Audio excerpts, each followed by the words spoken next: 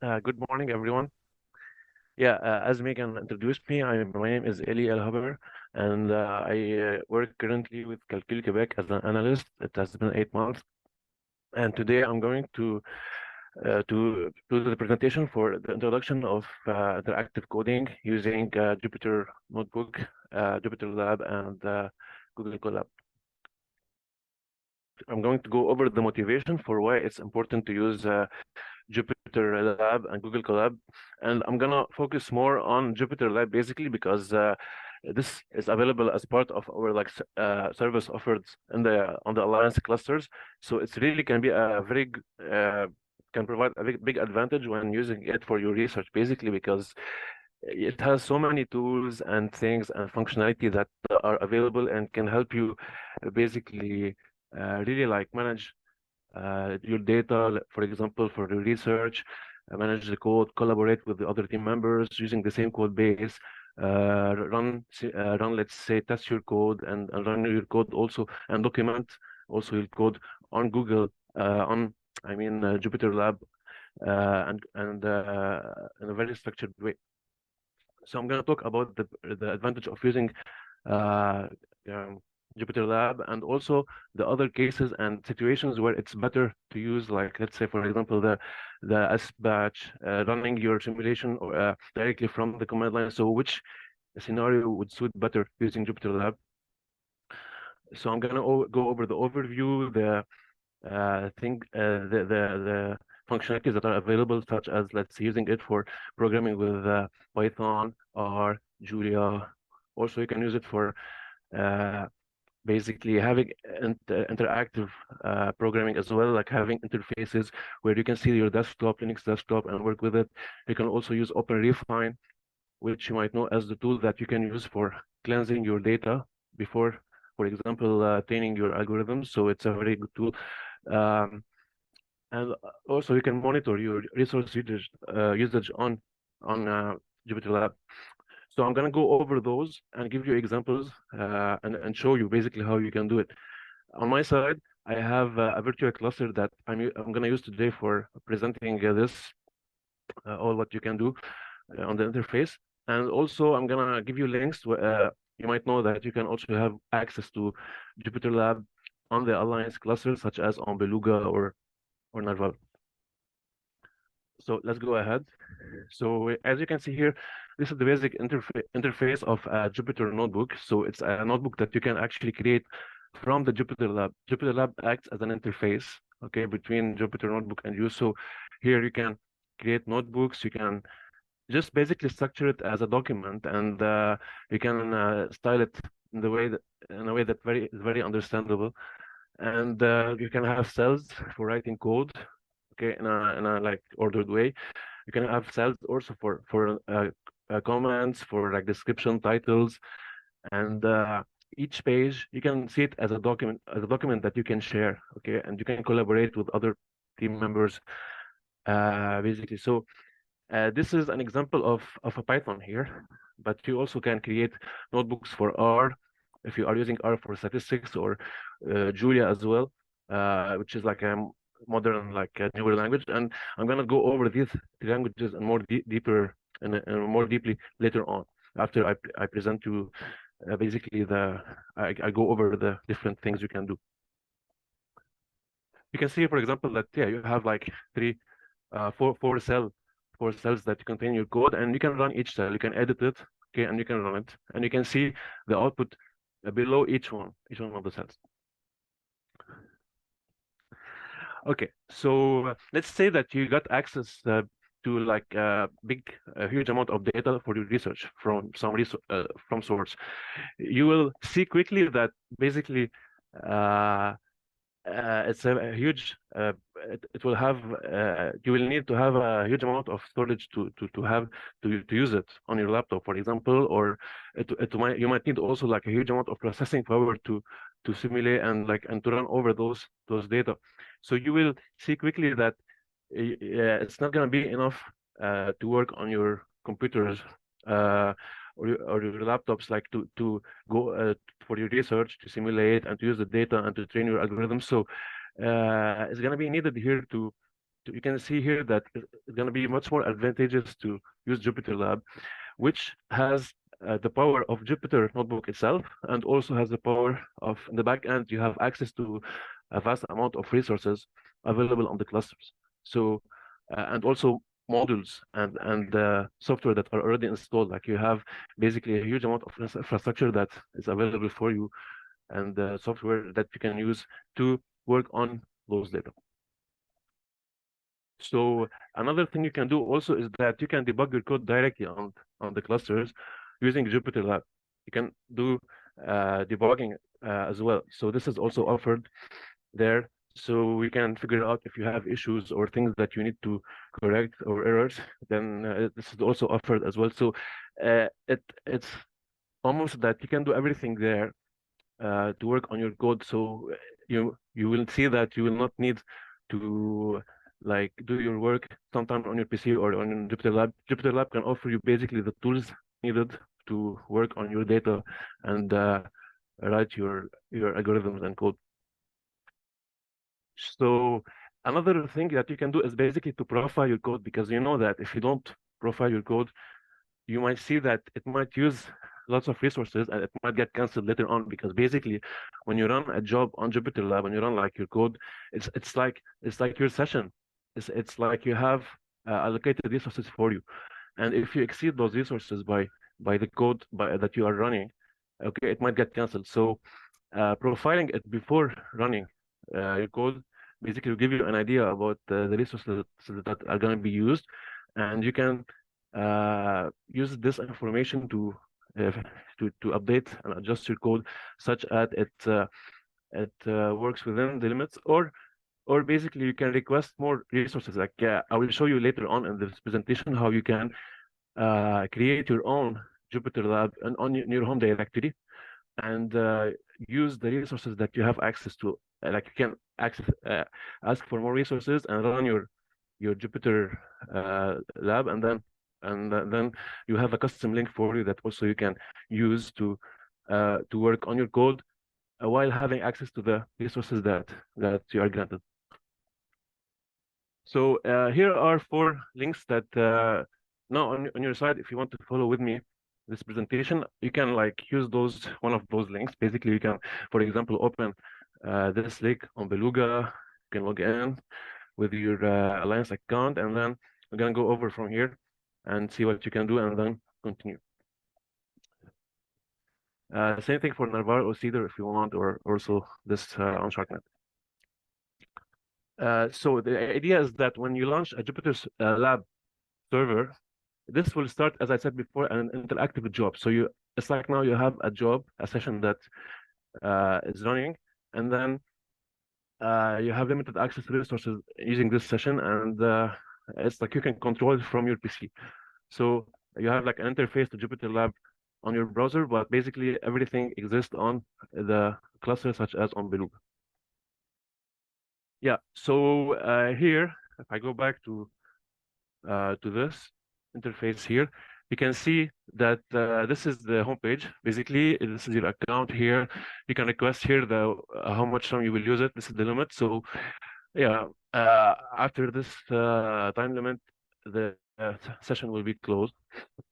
You can request here also the resources, computation and memory resources, and GPUs if you need, and the interface. So JupyterLab is like the newer interface, is a modern interface of Jupyter Notebook. Jupyter Notebook is like the old interface, and now JupyterLab offers you like more functionalities that you can do. We're gonna go over that later, as well as also a terminal. So if we select, I will go directly into the homepage of JupyterLab, which is the same one here. So we end up in this page, and this is basically the basic interface. So on the left side here, you can browse your folder. So basically, this is like your home directory, right?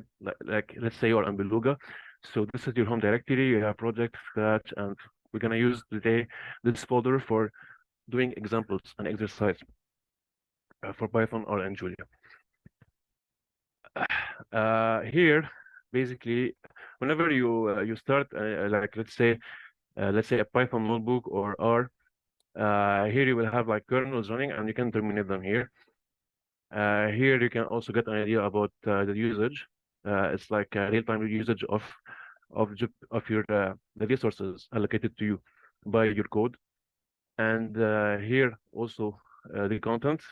Here you have modules, right? So you can see here basically you have access to all the modules available on the cluster, and you can load the ones that you want. There are default modules loaded by default here, such as in this case we have Python, we have PyKernel, which is basically the used for being able to run Jupyter notebooks, Julia for running Julia here, Julia kernel. You see that you can run Jupyter, Python notebooks are and Julia by the default models. Okay, and we'll see later on how you can load others. All right, so here on the menu, we can basically, okay, we'll see later on that whenever you finish from your notebook, you can actually export it. Let's say that now you're sure that everything works, because Jupyter Lab is more like basically testing and making sure that your code works. But if you are going to run long jobs, like let's say for hours, using JupyterLab is not the best thing, because it will keep your it's better like to have an offline, a job that is running separately, and then you can do other things instead of basically waiting for it here. So you can export here as a script your notebook, and then use it and then submit it to the SBash if you want. Here you can like adjust some interface parameters. Yeah, so we're gonna use some of those features later on. Okay, so yeah, the best thing to use JupyterLab basically is to if you want to analyze your data interactively, especially if you want to visualize your data briefly, because there are basically functionalities for you to see to visualize. Let's say in Python you can like draw like some figures and plots for your data or other kind of visualizations, and this is great for JupyterLab. You can do it on this interface, and then it will allow you to do that. But if your code is expected to run for several hours, as I said before, JupyterLab is not the best. So you can use SBatch for running your script like separately. You can you can also profile and debug your code, as I already mentioned. So those are basically like the most common use cases is to debug your code, profile it, visualize your data. And you can, if you want, also to collaborate and share and like structure and like document your code and what you're doing. So this is the best thing to do basically on JupyterLab. So it's not the best for running. It's not like the main tool that you can use for running your script for hours, let's say. On the other hand, yeah, you can use as a log, basically if you require more resources, because you know that on JupyterLab you have limited resources, but if you want to request a custom amount of resources, you can use as a log for doing that. And you can also test and profile your code. So it's using the terminal on using SSH, for example. And the SBatch is actually used for running your code. Or if you want to have custom environment variables, let's say you are loading custom modules and have custom variables. So you can see here basically whenever you have customized like environment variables or custom resources you want, it's better to, in this case, use commands on your terminal. Yeah, another note basically is that using JupyterLab is not the best thing for development. Why? Because you know that when you are developing, let's say you are writing some classes, projects, you are trying to think about the best way to write your algorithm. So this takes time, right? This takes time, basically development. So it will waste resources. Let's say you have an interactive job running, you have limited amount of resources and time. So it's better to use this time more efficiently. Let's say you have your code ready, okay, and then you can upload it and structure it. So this is the best use case for JupyterLab. Yeah. For development, you can always use IDEs offline, okay? All right, so I'm gonna go over the tools that we're gonna present today. So the first one is using Python, which is the most common use case when using JupyterLab.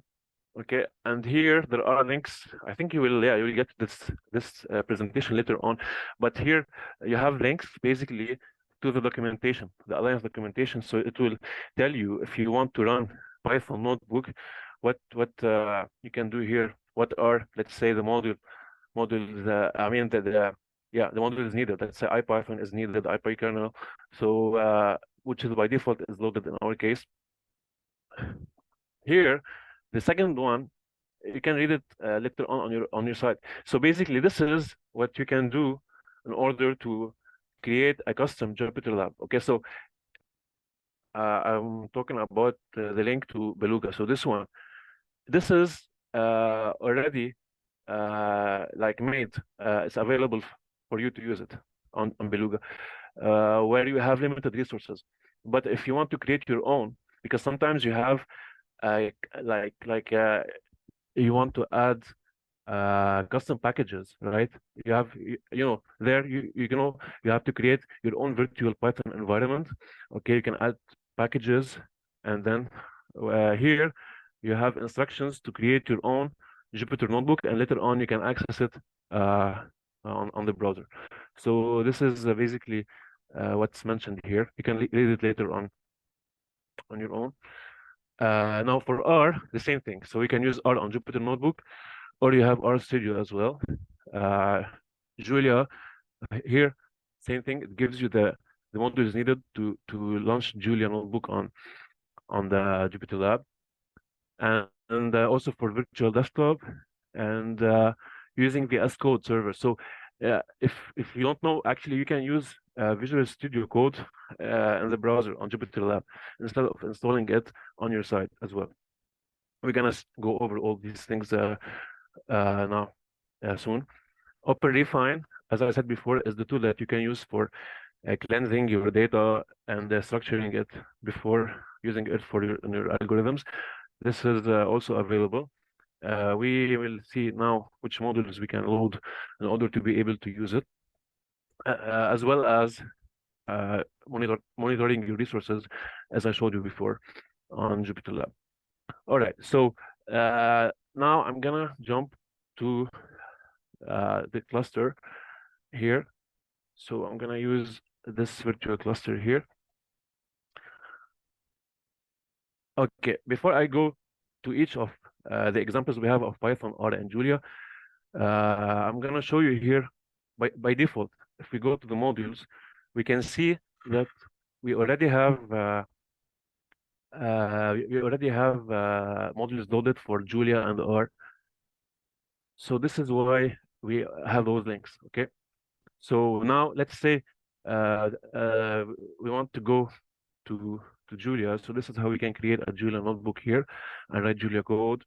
And yeah, if our same thing, and we're gonna go over the examples later on. And now for the desktop, this is what you can do actually. So we can see here that if you ever need to have visualizations and user interface, you can see here that basically you can go just like imagine you have a Linux on your side, like Ubuntu. Okay, you can go and browse your files and run programs here as well. Okay, so let's see the example of how you can open Refine, for example. If we go to the documentation, you can see that you have to load the module OpenRefine.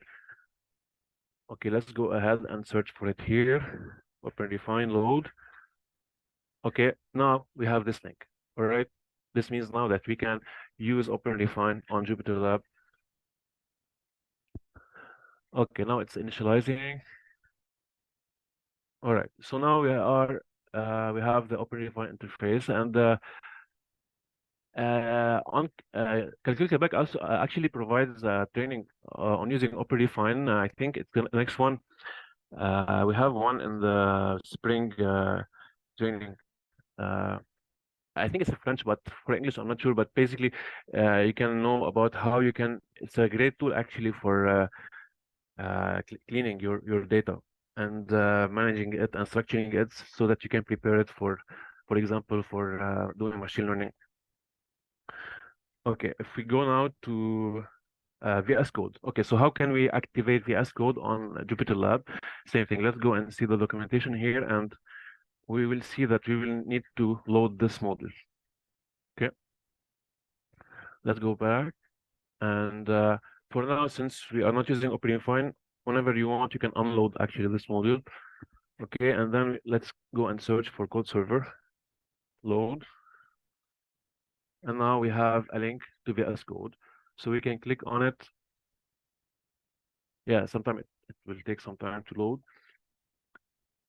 That's it. So you can see here now that it's like almost like you have it on your machine. Like, but instead of needing to download VS Code, you can just basically use it here on the interface. You can create new file, right? And then you can run your code, and you can add libraries here, just like it's the same interface as the software, the Windows application, for example.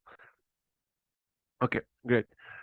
Okay, before starting the example of Python, Julia, and R, you can see here also what you can do. Let's say you want to open a terminal. So basically, it's just like you have SSH to your home directory. You can go and like list your files, create files, touch script.sh.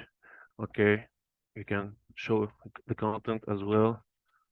Yeah, it's just like a terminal, right? Now, what else do we have here? You can create text files. So whenever you create anything, it's going to be added to your working directory. So now you can see that I can see my script here. I can see my file here. If I created the notebooks, I can see them here.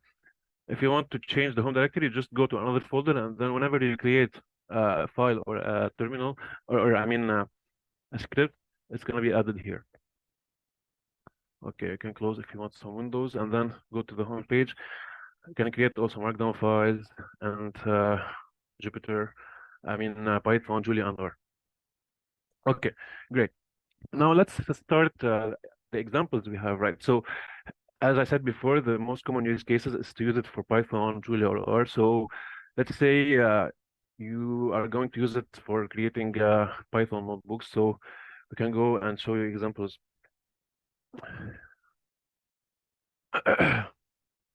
Yeah, here, before I go to the Python example, you can see there is some introduction here that discusses like the main features of the notebook. So now we were in the JupyterLab interface, but when we go talk about notebooks, it's like notebooks that have cells, right? You can create code there, you can create like titles and text. So here it tells you how you can manipulate and add like, for example, you can have shortcuts here for running the cell. Okay, to indent, to create like you code inside the cell, to escape, to go out of it and add new cells. We're gonna use those now in our example, right? Yeah, here also, if you are inside, you can go inside like the cell, do edit mode, and you can escape as well. And here, if you want, if you prefer to use keyboards, there are like shortcuts to add cells above your current cell, below your current cell, paste, delete, and other stuff. Yeah, all right. Let's go to the Python example. Uh, Basically, of course, you heard of Python. It's like probably the most common like programming language used now, especially in the field of machine learning, right? For like data analysis as well. This is like it's very common if due to its ease of use. I think today also later on, yeah, we will have other presentations like in about Python today. I think at 2 p.m. probably one for Python, one for R. I'm just not gonna go deeply, just like quick view of it. You know, it's a high level. It's easy to read and like understand and write also. So, for example, here, because yeah, it's similar to the English language, so this is why like it's very popular. Even it's not the it's not the fastest like language, you know. It's relatively it's like slower compared to Julia or other languages, but it's like enough to use as a high level language because internally it's It's using other, let's say if you have like Python libraries for machine learning, like internally they are compiled with C so that they are very, very quick. But for interfacing with you, for like being able to call those libraries, Python is very convenient because it's easy to write, even though the actual libraries are written in C. So for example, let's say we are in this cell here and we want to run it. So Shift Enter, right? Shift Enter. So we can run it and see the output. So here one means the order, right? It's important to have the order because let's say some code depends on other codes, right? So you need to know which one ran before the other. So this gives you an idea about the order. If you want to add other things as well, you can, okay, right? So yeah, this is, you can manipulate here and you can use the shortcuts we showed earlier. So I'm using now the keyboard, but you can always use like Shift Enter to go inside to run it, Tab to indent, Escape to go out. If you are out, you can go inside editing mode using the Enter. So that's it. And if let's try the shortcuts here. So A will insert above and B will insert below. Okay, so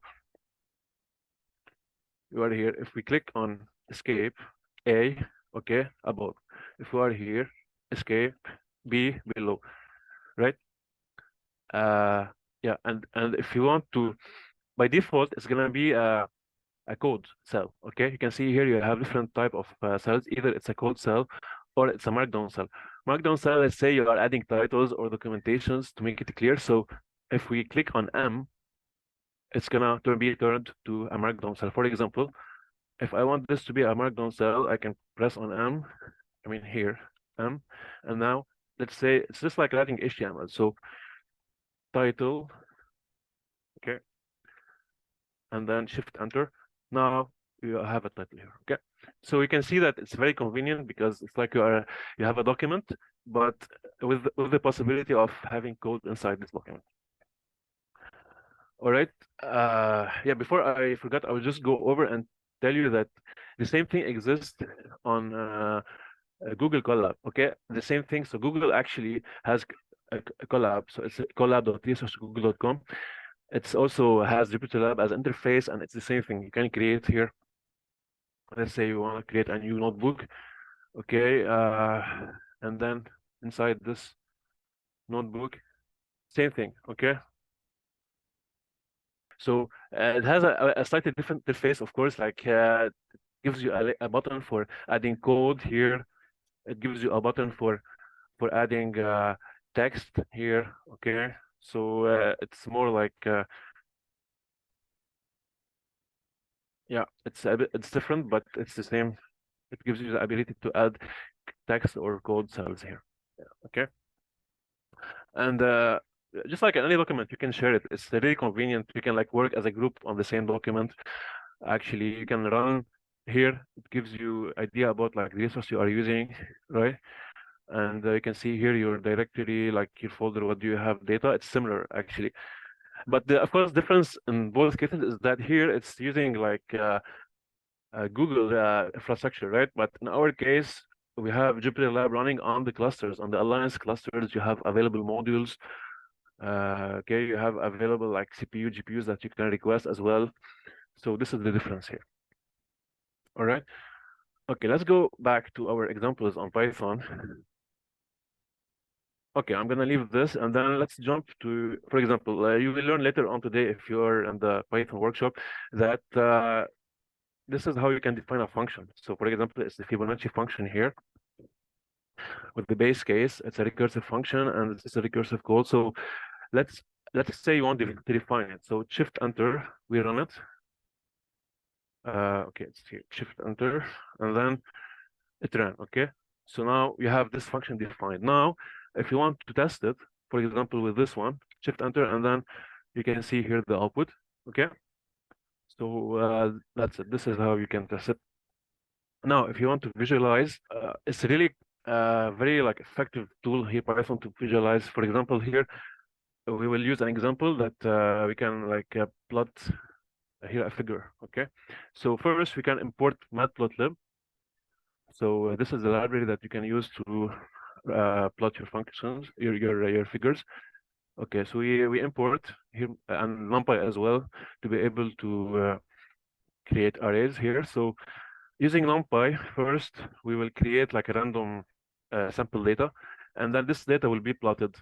In this case, let's run this code, and then you can see here we basically created like 3 lines inside this figure. Okay, so one it's linear, quadratic, and cubic. You can see how it's easy, and they can always like export your document. Let's say you finish everything, you can always export it as a PDF, so you can show, let's say, to your colleagues and discuss the results and everything. So it's really convenient.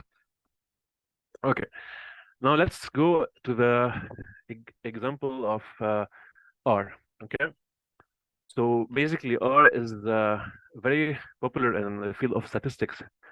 Okay, so it's really optimized to run like functions and code related to statistics. Even though like, it's like right now we have Julia, which is like a replacement. We're gonna discuss this after. Julia is like a more modern version. It's also used for statistics, but it's like optimized for speed, and it's really like performant, like similar to C. It's almost like comparable to C. But the advantage, on the other hand, of R is that it has a really like wide user like library available and community, so you can find almost everything you want in R since like it's a really established language. Okay, so same thing. Here we have the notebook for R. Yeah, this is like of course R has its own syntax, so it's different a bit. Same thing, you can run the code here, and it gives you like the output. You can run function. It's also like the same function, Fibonacci function. It's a recursive function. You can run it, and yeah, it gives you the same result. Okay. Same thing, you can visualize as well. So now we are creating this, in this case, a vector, 2 vectors, one for the prices, one for the days. So what we are doing actually is that the first line is to create the y-axis. So actually we are going in the line 6 here, we are going to plot the prices on the y-axis, and on the line 9 we're going to plot the days on the x-axis. So here we're going to see how does the price vary with the day. So you can see here the progression. In this case, we plotted 2 lines. Okay, yeah, I think here, yeah, it's what's happening is that we are showing how does the price vary with the index here. Well, we didn't define actually what does this index mean, and we are showing also how does the day vary. Okay, you can see here how you can customize always the color, the line style, everything. So it's similar to what you can do on Python, but yeah, of course, it's a different syntax. So R doesn't use matplotlib; it uses its own built-in uh, library for visualizing your data. Now I'm gonna jump to Julia. So yeah, so again, let's define basically Julia is really like a modern language that is really gaining popularity very quickly. It's like you can think of it as bringing like the best of Python and C together, because it's easy to read and write. It's like really has a very easy syntax, but at the same time it's really performant. So Python is easy to write and read, and easy to understand, but it's slow. Julia is easy and fast, quick. It's has a really good performance, even though it's a newer, so it doesn't have the libraries that R has, but it's gaining quick popularity in the field of statistics. Okay, data science, machine learning as well. So we can also run machine learning algorithms as well on Julia. So let's do the same code, the same example. So yeah, go here inside. We can run the code. Yeah, it's the same syntax here actually for if you want to add some numbers. Now for the function, yeah, so Julia has a different syntax here. Yeah, so in this case, if we are in the base case, this is the base case here. For 0, we return 0. For 1, we return 1. And if a number is negative, we have some checking here. And this is the recursive call, okay? So we define this function, and then we can run it and get the results here. All right, that's it. So this is for Julia, and you see that basically you have also documentation available for each of those languages on the Alliance documentation. So you can learn more about R here.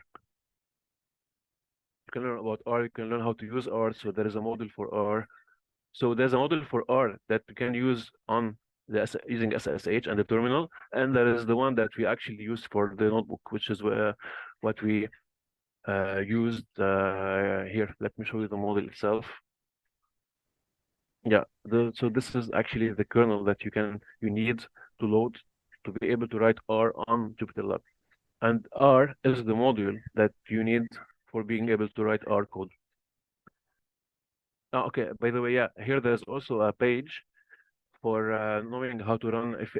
If you don't know that, basically this is a documentation that yeah, it's not about JupyterLab, but basically it's about like no all the information that you need to be able to run jobs on the Alliance clusters. Okay, so here the difference is that you are free to request more GPUs, more resources.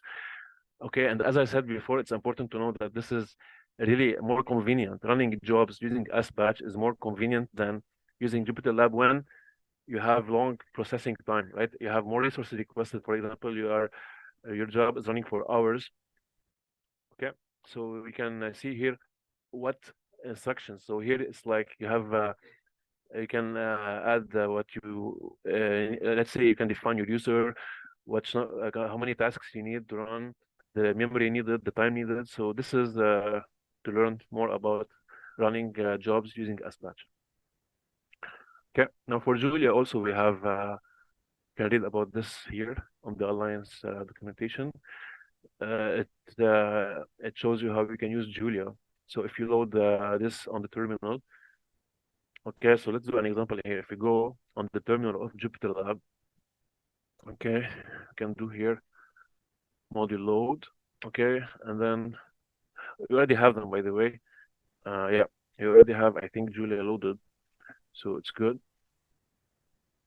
Now, just like run Julia code on the terminal, okay. Yeah, whenever you open a notebook here, it's like you have a kernel running in the background. So this allows executing your notebook, okay? So if you shut down the kernel, now this means that you will not be able to write your code, and you will not be able to use JupyterLab, but you can start the kernel when creating a new notebook, okay? So we need to restart the kernel corresponding to what we want. If you want a Python kernel, a Python notebook, we start the Python kernel. There is one for Julia and one for R, okay? So that's now you can go ahead and write your Jupyter notebook. By the way, here, let's say you are in this notebook, there are all menus for basically you can run the cells that you select or run all the cells. So here it's it gives you more freedom. Instead of running each one alone, you can run everything together. And again, here it's important to note basically that you have this feature, which is to export your notebook as a script. Okay, let's say now, because the use case usually is that you can use notebook for documenting your code and testing it and profiling it and debugging and showing, visualizing. But if you finished here and you want to run a script that takes hours, for example, you can export it, okay? And then you have a script, and then you can run it. You can upload it to your home directory and then run it using SBatch. You can save the notebook, you can download. So yeah, it gives you freedom to do all of that.